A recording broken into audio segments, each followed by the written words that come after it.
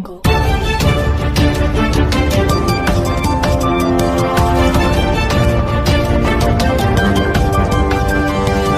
1 minute में जी, हेमला जी, हरिपाल जी, कृष्ण खाती जी, बागी नाई जी, रमेश नाई जी, पप्पू नाई जी, पत्रकार छायाकर बंधुओं, आप तकरीबन 2 घंटे से यहाँ बैठे हैं और हजारों की संख्या में मेरे पिता तुल्य बुजुर्ग नौजवान साथी मेरी माता शक्ति यहाँ पहुंची है। आप सभी का हृदय की गहराई से मैं अभिनंदन करता हूँ, स्वागत करता हूँ, वंदन करता हूँ। आदरणीय बुजुर्ग और नौजवान साथियों, उठाना गांव की इस पवित्र चौपाल में आप सभी ग्रामवासियों ने मुझे जो आज ये मान सम्मान की जो पगड़ी पहनाई है, मैं आपको विश्वास दिलाता हूं, इस पगड़ी की हमेशा लाज रखूंगा, आपकी पगड़ी को ऊंचा रखूंगा, हमेशा मेरा वादा वतन। और आप सभी ने इतना जो मेरा मान सम्मान जो किया है, इस मान सम्मान को हमेशा आपका ऊंचा रखूंगा। और यह चौपाल के माध्यम से मैं आप सभी को बता देना चाहता हूं, और मेरा फर्ज भी है, मैं इस मान सम्मान को मुंह और ब्याज समेत आपका मैं चुकता करूंगा, मुंह और ब्याज समेत। आदरणीय बुजुर्ग और नौजवान साथियों, मेरे से बोलते हुए वक्ताओं ने, आदरणीय रामपाल जी ने, बलवान जी ने और सभी साथियों ने अपने अपने विचार रखे। आज आप देख रहे हैं 9.5 साल से हरियाणा में गठबंधन की सरकार है, बीजेपी और जेजेपी की। जब ये सरकार बनी, उससे पहले गांव में बड़े बड़े नेता आए थे और उन्होंने हमारी हरियाणा की भोली भाली जनता को सबज बाग दिखाए थे। उन्होंने कहा था कि प्रत्येक वर्ष 2 करोड़ युवाओं को रोजगार देंगे, लेकिन सरकार बनने के बाद हमारे जो युवा साथी हैं वो रोजगार के लिए दर दर की ठोकरें खा रहे हैं, उनके लिए कोई रोजगार नहीं। लेकिन सरकार ने 3 लाख कंपनियों को बंद करके हमारे 5 करोड़ लोगों को बेरोजगार करने का काम किया है। हमारे युवा साथियों के साथ अन्याय नहीं तो क्या है।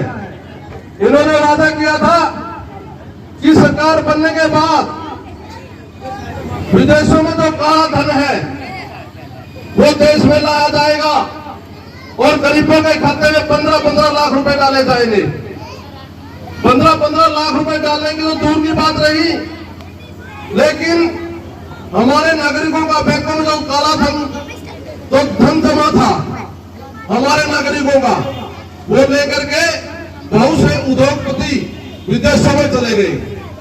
आदरणीय बुजुर्गों और नौजवान साथियों, इन्होंने वादा किया था कि सरकार बनने के बाद स्वामीनाथन जो रिपोर्ट है वो लागू की जाएगी और किसानों की जो आय है वो 2022 तक दोगुनी की जाएगी। लेकिन सरकार बनने के बाद ना तो स्वामीनाथन रिपोर्ट आज तक लागू हुई और ना ही हमारे किसानों की आय दुगनी हुई। लेकिन सरकार बनने के बाद हमारे किसानों का जो दर्द है वो 100 गुना ध्रुव हो गया। आदरणीय बुजुर्ग और नौजवान साथियों, जो कट्टा पहले 50 किलो का आता था 45 किलो का इस सरकार ने कर दिया और पैसे 50 किलो के लेते हैं, पैसे उतने के उतने हैं।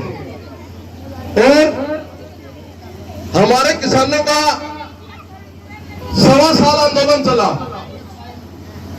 3 काले कानून ये तो देश की सरकार है लेकर के आई। जब तीनों काले कानून आए तो ये कहते थे ये काले कानून जो है किसानों के हित के लिए है, लेकिन हमारे युवा साथी जो है, इन्होंने जब काले कानून पढ़ा, इन्होंने देखा कि ये काले कानून है और ये हमारे किसानों के और मजदूरों की पीठ में छुरा घोंपने वाले कानून है।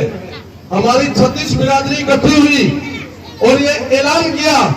1.25 साल आंदोलन चला साथियों, आप सभी उसके गवाह है। 1.25 साल के दौरान 750 किसान हमारे शहीद हुए और सरकार के किसी भी मंत्री ने, किसी भी एमएलए ने किसी भी प्रकार की सहानुभूति नहीं प्रकट की। आपका बेटा होने के नाते, आपका अजीज होने के नाते जब ये कहते थे कुछ में उठ जाएंगे, ये तो कुछ एक किसान है, लेकिन सबसे पहले वहां सैकड़ों आदमियों को इकट्ठा करके अगर समर्थन किया था तो आपके बेटे, आपके अजीज सतमीर कबलान ने किया था साथियों। और ये कहा था भाई हम 36 बिरादरी इकट्ठी है और इतिहास भी इस बात का गवाह है। जब 36 बिरादरी इकट्ठे होकर के कोई आंदोलन लड़ती है, उनकी जीत हुई है। किसान और मजदूरों की जीत हुई थी, बीजेपी की और जेजेपी की हार हुई थी साथियों, आपकी जीत हुई थी। आदरणीय बुजुर्ग और नौजवान साथियों, भाजपा और जजपा की जब से सरकार बनी है, 9.5 सालों के दौरान किसी भी गरीब व्यक्ति को कोई प्लॉट नहीं दिया गया। कांग्रेस राज में 3,82,000 प्लॉट जो है वो गरीबों को दिए गए थे और उसके बाद गरीब व्यक्ति को घर बनाने के लिए ग्रांट दी जाती थी ताकि गरीब जो है, लेकिन सरकार बनने के बाद शौचालय कोई पैसा नहीं दिया गया। आदरणीय बुजुर्ग और नौजवान साथियों, हमारे पिता तुल्य बुजुर्ग बैठे यहाँ। कांग्रेस राज में जो भी बुजुर्ग 60 साल का हो गया उसकी पेंशन बांध दी जाती थी और ये दुर्भाग्य की बात है, जब से ये सरकार आई है हमारे लाखों बुजुर्गों की पेंशन काट दी। आदरणीय बुजुर्गों और नौजवान साथियों, मैं आपको विश्वास दिलाता हूं, कांग्रेस की सरकार बनने पर सभी बुजुर्गों की पेंशन जो दोबारा से बांधी जाएगी, जिसने इस सरकार में जो काटी है, मैं आपको विश्वास दिलाता हूं। इसी प्रकार से गरीबों के जो बीपीएल राशन कार्ड बनाए जाते थे कांग्रेस राज में, ताकि अपना लालन पालन ठीक प्रकार से कर सके, बीजेपी और जेजेपी गठबंधन सरकार बनते ही लाखों बीपीएल कार्ड काट दिए गए। क्या हमारे गरीबों के साथ ये अन्याय नहीं तो क्या है साथियों?